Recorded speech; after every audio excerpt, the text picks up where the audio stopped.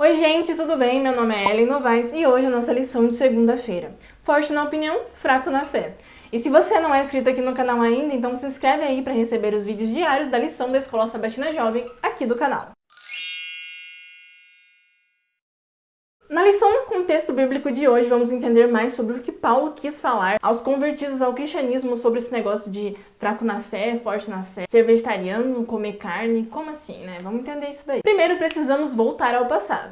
As pessoas com quem Paulo estava falando eram com os novos convertidos. Antes eram judeus, mas há pouco tempo tinham se convertido ao cristianismo. Ok? Ok. Afinal, o cristianismo era algo novo naquela época. Naquela época era muito comum os pagãos sacrificarem carnes aos seus ídolos, aos seus deuses pagãos nos templos. Só que em muitas ocasiões tinha muita gente que fazia isso. Então nem todos os sacerdotes e as famílias deles davam conta de comer toda aquela carne sacrificada. Então o que eles faziam? Os sacerdotes pagãos vendiam essas carnes por um preço muito mais barato. E isso trazia a possibilidade do povo mais pobre conseguir comprar, inclusive os novos conversos ao cristianismo. Só que quem tinha também o poder aquisitivo maior, quando ia comprar as carnes no mercado da época, não tinha como ter certeza se a carne era ou não era sacrificada. Então estavam todos no mesmo barco. E aí que entra a história de fraco na fé por não comer, ou forte na fé por comer, porque muitos se consideravam fortes na fé por comer as carnes sacrificadas. Não tinham problemas com isso. Porque, bom,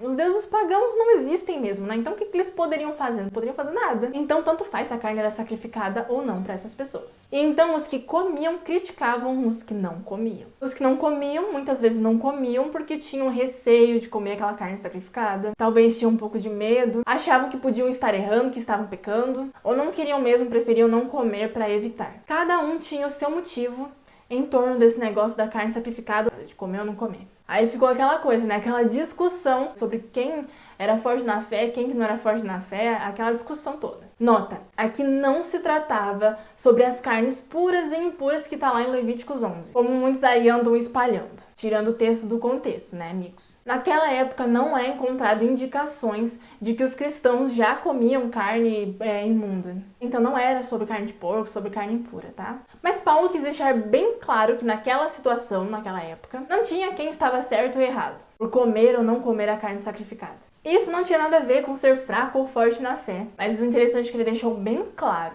ali no capítulo 14, que uma coisa que não é feita com fé é pecado. Então quem comia com fé, tá ok. Quem não comia com fé, tá ok também. Pra que ficar tornando a vida mais difícil? Sendo que era uma questão que não era ali nem proibida pela Bíblia. Já no fim da lição deixa bem claro ali que naquela época isso de comer ou não comer girava em torno de carnes sacrificadas. Mas hoje em dia não tem nada a ver com isso. Sabemos que muitas vezes as carnes são sim contaminadas, praticamente todas, podem trazer câncer e outros tipos de doenças. As pesquisas apontam isso. E também hoje em dia não é tão difícil que nem antigamente, que era um item de luxo, né? Apesar que se você for ver o preço da carne agora, tá só pela misericórdia, né? Então quem prefere não comer carne hoje em dia não tem nada a ver com sacrifícios a deuses que aconteceu lá no passado, nada disso. Já que isso não é mais uma prática comum em vários lugares. Então quem escolhe o vegetarianismo normalmente escolhe por estilo de vida, qualidade de vida, saúde e essas coisas. Então, lembrando, quando se trata de algo que a Bíblia não condena, não fala sobre, então precisamos cuidar para não ficar julgando os outros e condenando, porque esse não é o nosso papel. E sim ajudar os outros a se fortalecer, não derrubá-los.